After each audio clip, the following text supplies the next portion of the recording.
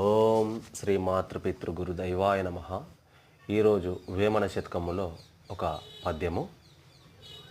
పట్టు పట్టరాదు పట్టి విడువరాదు, పట్టెనేని బిగి పట్టవలెను, పట్టి విడుచుట కన్న బడి చచ్చుటయే మేలు, విశ్వదాభిరామ వినురవేమా.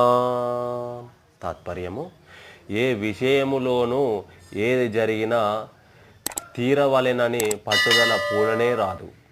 ఒకవేళ అట్లు పట్టినచో మధ్యలో వదలకుండదు.